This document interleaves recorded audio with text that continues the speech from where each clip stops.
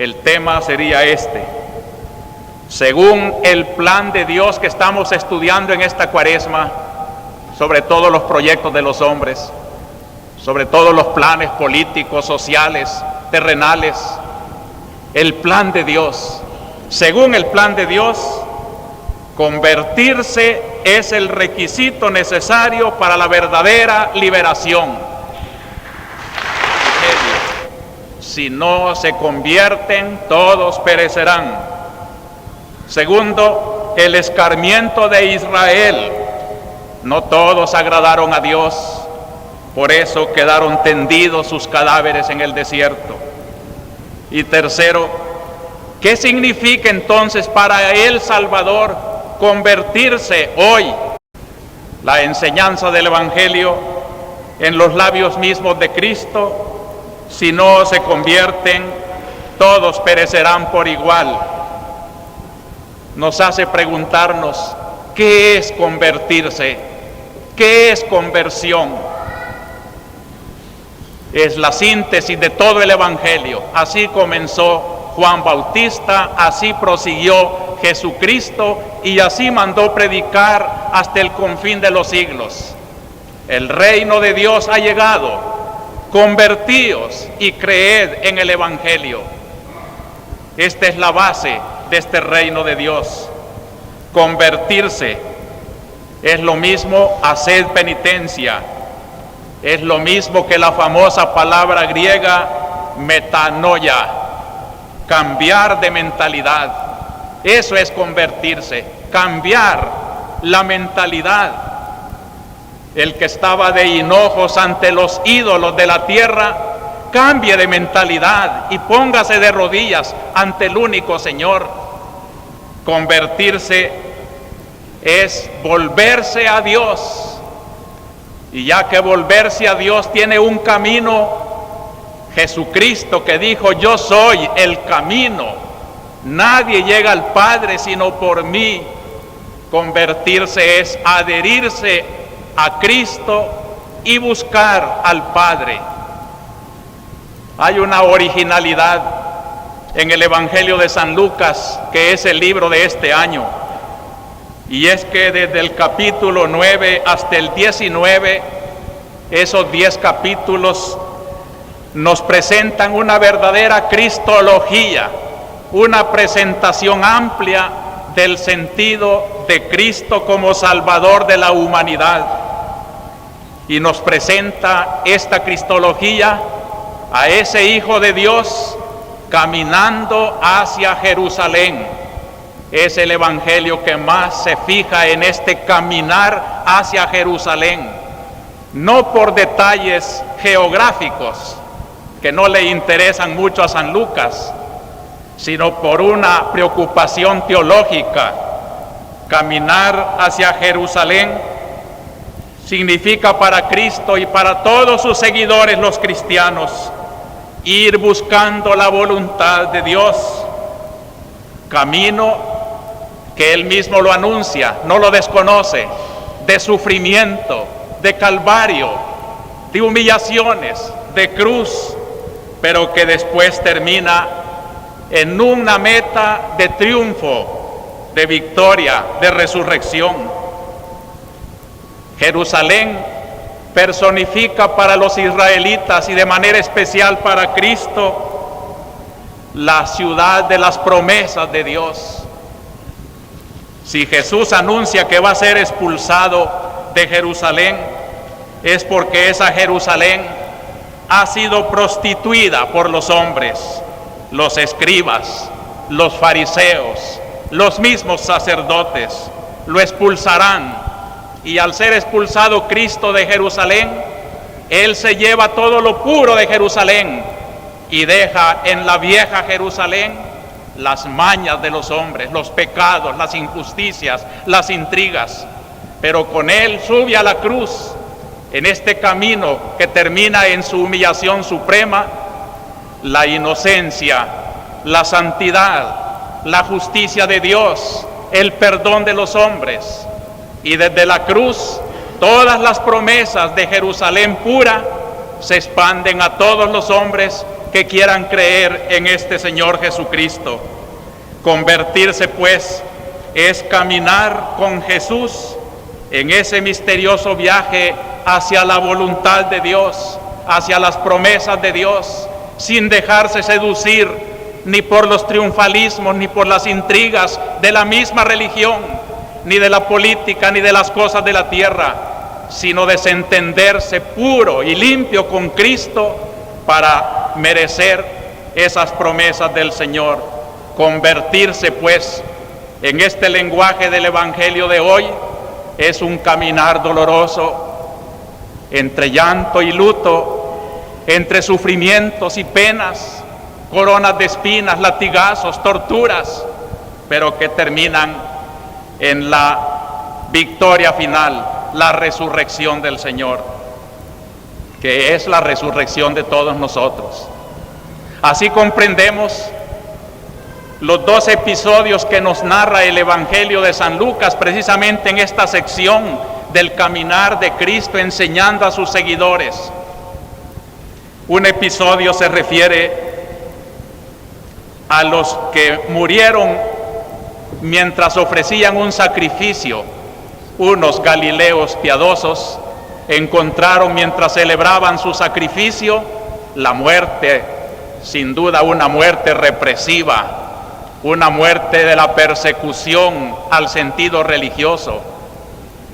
Cabe muy bien esto en las descripciones que la historia nos hace de Poncio Pilato, hombre tremendamente represivo, hombre que mandaba aún en las muchedumbres del templo matar gente, hombre que hubiera encajado bien con la represión en El Salvador hoy también. El otro episodio también tiene un parecido con los tintes políticos del Salvador, aquellos que murieron aterrados en aquella construcción de Siloé.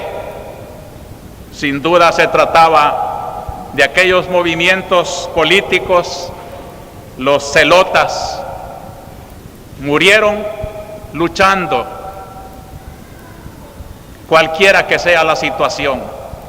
Hay una costumbre en la mente humana de unir la tragedia con el pecado. Aun cuando miraron a un pobre cieguito, los discípulos le preguntan a Cristo, ¿quién pecó para que fuera ciego, él o sus padres? Y Cristo se remonta a la fuente de este misterio del dolor. Ni él ni su padre han pecado. Estas cosas suceden para gloria de Dios. Y cuando le preguntan también por estas dos catástrofes de los muertos en el templo y de los que perecieron bajo aquella columna, Cristo les dice, ¿piensan ustedes que esos que murieron así eran más pecadores que todos los demás que no han muerto? De ninguna manera, dice Cristo. Y yo os digo, si no hacéis penitencia, todos igualmente pereceréis. Qué delicado es el Señor. No quiere desvelar el misterio íntimo del alma de cada muerto. Cómo murieron, torturados, matados injustamente como estos dos inocentes. ¿Cómo murieron? No importa, dice Cristo. Lo que importa es algo más grande y trascendental. Haber muerto reconciliado con Dios, convertido a Dios. Y por eso de la muerte saca un mensaje para todos los que vivimos. Haced penitencia, convertíos. Hermanos, si alguna vez vale esta observación del Señor, aquí en nuestra patria, cuando la vida está en peligro por todas partes, es este momento. Convertíos, que no nos vaya a sorprender la muerte por los caminos del pecado, de la injusticia, mucho menos del crimen, del desorden. Que la muerte nos encuentre en amor de Dios. Esta es la gran enseñanza del Evangelio y de los episodios de hoy. Caminar con Cristo. Y si la muerte nos alcanza caminando con Él, no hay nada que temer. La muerte es victoria para aquellos que creen en el Señor. El que me sigue no muere, sino que tendrá vida eterna. En este mismo sentido hay que interpretar también la tremenda parábola de la higuera estéril que nos cuenta hoy San Lucas, cuando aquel dueño de la finca le dice al administrador: córtala, ¿para qué ocupa tierra si no produce fruto? El jardinero le dice: déjala, señor, la voy a cultivar más este año, tal vez este año da fruto. En el paralelo de San Mateo dice que al acercarse el Señor, la higuera se había secado ya ante la inutilidad de su vida y la maldición de Dios. Pero San Lucas, que es llamado el Evangelio de la Misericordia, no termina tan trágicamente, sino que nos da un aliento de esperanza. Lo que interesa, dice San Lucas, interpretando a Cristo, es tener una vida útil, una vida que produzca frutos. Lo que nos quiere enseñar el Evangelio es de qué sirve la vida, por más pomposa que aparezca, si no produce frutos, higueras estériles. Y nos indica también la ternura y la paciencia de Dios, esperando tal vez el otro año, tal vez mañana.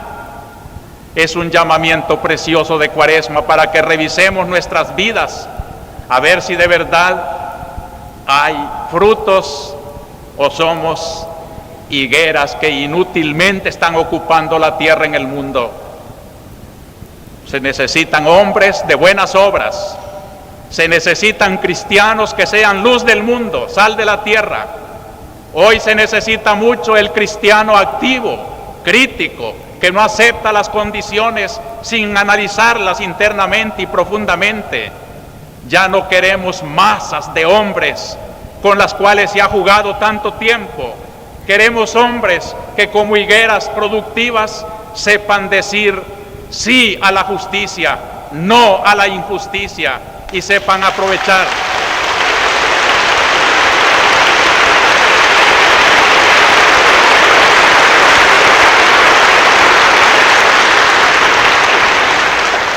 el don precioso de la vida, lo sepan aprovechar.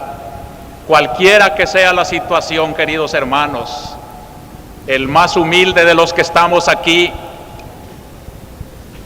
el más pequeño se crea más insignificante, es una vida que Dios mira con amor.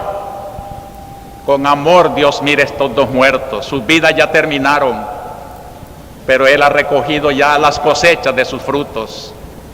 Dios cuida de cada hombre con el cariño con que aquel jardinero cuidaría todo aquel año para que produjera fruto la higuera que tenía sobre sí la amenaza de la muerte. Por eso el llamamiento es claro para nuestra Cuaresma: haced penitencia. Es la voz que desde el miércoles de ceniza nos mandó decir el Señor a todos nuestros pueblos. Por eso mi segundo pensamiento, que viene a reforzar el primero, la enseñanza del Evangelio, es el otro pensamiento de las lecturas de hoy, el escarmiento de Israel. La historia de la salvación, la historia de Israel, es un elemento muy importante de la Cuaresma, para que se vea que los llamamientos de la Iglesia hoy hacia la penitencia no son exageraciones, sino que corresponden a lo que está siendo el objeto de nuestras predicaciones de Cuaresma, el plan de Dios.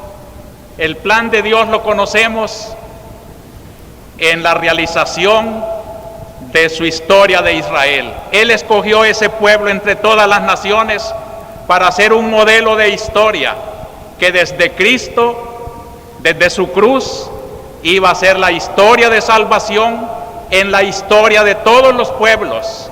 La historia de Israel se hace también a través de la Iglesia, historia de nuestro pueblo salvadoreño. La historia de El Salvador es también vehículo del proyecto de Dios, en la medida en que los salvadoreños hagamos nuestro ese proyecto de la historia de salvación. Por eso, donde quiera que se predique el Evangelio, cualesquiera que sea el marco político o social donde se predique, siempre queda en pie el proyecto de Dios, que allá en Suecia tendrá marco muy distinto, aquí en El Salvador realidades muy distintas, pero siempre el mismo proyecto, la misma necesidad de convertirse. La primera lectura de hoy y la segunda nos presentan este escarmiento de la historia de Israel. Hay tres cosas que nos recuerdan hoy las lecturas en el proyecto de Dios en Israel. El primero es el encuentro de Dios con los líderes de su pueblo, con Moisés en concreto. La segunda cosa es la revelación que Dios hace de su nombre y de su misión en medio del pueblo. Y lo tercero es la gran historia del Éxodo, que marca el camino de liberación de todos los pueblos. Cuando vemos hoy a Moisés muy despreocupado de lo que Dios está pensando sobre su vida, allá junto al monte Sinaí, una teofanía como la del Antiguo Testamento, fuego, voz de Dios, santidad infinita del Señor. Moisés quiere acercarse y la voz misteriosa le dice: no te acerques, la tierra en que estás es santa. Y le comunica que él es el escogido como instrumento de ese Dios misterioso para ir a llevar la libertad a su pueblo. Lo que interesa aquí, hermanos, es esta gran experiencia. Los hombres que conducen los pueblos por los caminos de Dios deben tener ellos personalmente una experiencia de Dios. Así aparece la Biblia en los grandes profetas, Isaías, Jeremías, Ezequiel, los hombres del Nuevo Testamento también, Pablo, los apóstoles. Primero tuvieron que aprender un contacto íntimo con el Señor. Esto es lo que aparece hoy en medio de aquella teofanía del monte Horeb. Moisés ha entrado en una comunicación con Dios y ya no podrá olvidar esa presencia de Dios. Y aunque se sienta incapaz, desproporcionado ante la grandeza de una misión, sabe que no va solo, Dios va con él, y Dios es el garante del triunfo de la misión que le ha confiado a Moisés. El ánimo de Moisés debe ser como el ánimo de todos los cristianos, el pueblo salvador de la historia. Dios está comunicando a Moisés algo que quiere que vivamos todos los cristianos: la intimidad con Dios, que fortalezca nuestra esperanza, que robustezca nuestros esfuerzos, que haga desaparecer todos los miedos. No tengas miedo, yo voy contigo. Allí aprendió San Pablo a decir también: si Dios está con nosotros, ¿quién contra nosotros? Eso, la segunda revelación que la Biblia nos hace esta mañana es la revelación del nombre de Dios. Moisés prudentemente le pregunta a aquel ser misterioso: y si me preguntan qué Dios es el que me ha mandado, cómo se llama, ¿qué les voy a responder? Y Dios se define entonces con una palabra que constituirá la palabra sagrada de Israel: Yahvé. Yahvé es una forma arcaica del verbo ser hebreo. Se trata de un ser, pero de un ser activo, dinámico. No es un ser solo de existir. Cuando Dios le dice: yo soy el que soy el ser, le quiere decir: yo soy la presencia dinámica, yo soy el que se debe descubrir en el dinamismo de la historia. Yo estoy presente en las intervenciones de todos los poderes del mundo. Yo soy la fuerza de los astros y de los mares.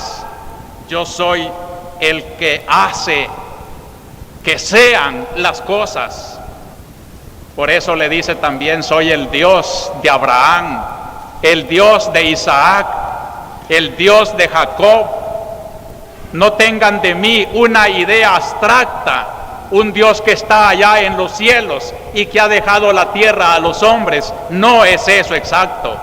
El Dios de los cielos es el Dios de la tierra, es el Dios que va construyendo la historia, el que va con los patriarcas, el que va con los padres de familia, el Dios de mis abuelos, el Dios de todo el quehacer de mi patria.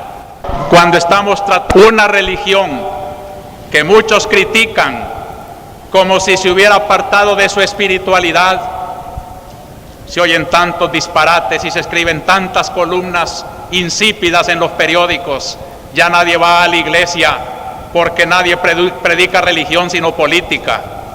Aquí tiene la prueba. Nunca la basílica había estado tan llena, que comprenden que el pastor tiene que hablar de política, no porque es político, sino porque desde el dinamismo de Dios, la política también cae bajo el dominio de Dios. Dios nos ha enseñado desde aquella revelación de su nombre que Él es un Dios que quiere estar con los hombres, un Dios que siente el dolor de los que son torturados y mueren así, un Dios que reprueba con la iglesia, que denuncia la tortura, la represión y todos esos crímenes. El Dios que nosotros adoramos no es un Dios muerto, es un Dios vivo que siente, actúa, trabaja, conduce esta historia, y en Él esperamos, en Él confiamos. Dios va con nosotros como iba con Israel. Y lo tercero que se revela hoy en el Viejo Testamento y que luego pasa a ser como el hilo de oro de todo el Nuevo Testamento: la voluntad de Dios de librar de la esclavitud a los pueblos. Se trata ahora de Israel, y le dice a Moisés que él es el instrumento.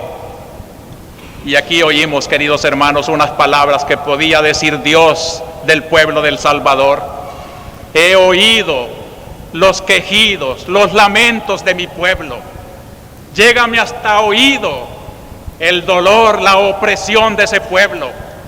No lo quiero dejar abandonado. He decidido liberarlo, y tú vas a ser el conductor de esa liberación. Esta voluntad hace nacer la historia del Éxodo. Desde entonces Moisés trabaja para arrancar de las garras de la esclavitud de Egipto a un pueblo que lo conducirá a través de las vicisitudes difíciles del desierto hasta la tierra santa. Tierra, le dice Dios ahora, que emana leche y miel. Estaba revelando algo más allá que Israel. Dios estaba diciendo también: es el camino de la historia. Ningún pueblo tiene tierra que emana leche y miel, pero ya ese afán de liberación, ese afán de hacer un pueblo más justo, ese afán de arrancar de la opresión y de la injusticia a los pobres y a los oprimidos, es voluntad de Dios, que no los quiere así, sino que se los ponga en camino hacia una tierra prometida que no se encontrará en este mundo, pero que sí pasa por este mundo, y que esta tierra tiene que ser ya una antesala de ese cielo donde de verdad está la tierra nueva, el cielo nuevo, donde hay verdaderas riquezas que emanan leche y miel. San Pablo entonces, recordando que la última acción con que culminaba aquella historia del Viejo Testamento, el último acto más culminante de la actividad de Dios en la historia de Israel, fue cuando floreció en el Hijo de Dios que se hizo hombre, y el mismo Dios le manda poner un nombre parecido al que reveló en el Sinaí: Jesús. que en hebreo es una contracción, Yeshua, quiere decir Yahvé salva. Jesús, nuestro Cristo, el que va a estar presente en nuestra Eucaristía de esta mañana, es el Yahvé eterno, pero hecho presencia humana en Cristo, que va a ser presente en todos los momentos de los pueblos cristianos o no cristianos, la acción de Dios, que tiene siempre el proyecto indeclinable de liberar de las injusticias a todos los pueblos del mundo.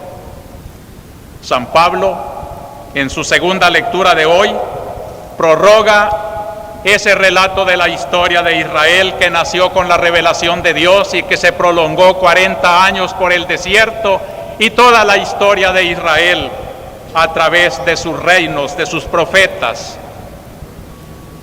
El escarmiento con que San Pablo nos previene, nos dice en la lectura de hoy, todo esto, todo lo que sucedía en el desierto, sucedía como un ejemplo y fue para escarmiento nuestro, a quienes nos ha tocado vivir en la última de las edades. La era cristiana es la última en el proyecto de Dios y quiere ser pues como el aprendizaje de toda esa lección de la historia de Israel, de la historia de la salvación. La principal lección que hoy sacamos y que como escarmiento nos presenta San Pablo en el fracaso de los que perdieron la fidelidad en Dios es precisamente esa.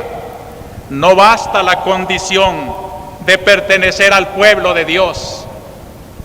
San Pablo nos dice hoy, los que salieron de Egipto hacia tierra prometida, todos eran pueblo de Dios, todos eran hijos de Abraham, pero no todos llegaron. Muchos quedaron tendidos en el desierto, y la causa era porque muchos no agradaron a Dios, porque no fueron fieles a su promesa, a sus esperanzas. De allí que la condición indispensable no es llamarse cristiano o llamarse hijo de Abraham. La condición indispensable es la que estamos predicando esta mañana, la conversión personal. Si no hacéis penitencia, de nada sirve vuestro bautismo. Si no hacéis penitencia, de nada sirve pertenecer al pueblo de Dios. Si no os convertís de corazón al Dios por el arrepentimiento de las culpas, no penséis que entraréis al reino de los cielos. Esta es la gran lección y el gran escarmiento. Y ahora, queridos hermanos, como tercero y último pensamiento, yo lo acomodo a nuestro querido pueblo, preguntando como tercera idea de esta homilía, ¿qué significa hoy para El Salvador convertirse al Señor por los caminos de Cristo? ¿Quién es el verdadero salvadoreño que se puede llamar hoy pueblo de Dios? El que camina muy adherido a Cristo, buscando esa Jerusalén celestial, trabajando por la tierra, pero no por sus propios proyectos, sino según el proyecto de Dios trascendente y que nos acerca al reino del Señor. Más que un examen teórico de conciencia, yo quiero presentar aquí las realidades de nuestro pueblo, para que cada uno de nosotros y todos como comunidad en reflexión, digamos si vamos caminando como pueblo de Dios o nos estamos apartando como los que no obedecieron al Señor. Desde allí, quiero yo mirar en primer lugar la vida de nuestra iglesia, para decirle a los queridos sacerdotes, religiosos, religiosas, seminaristas, fieles, cuál es la iglesia que debemos de construir.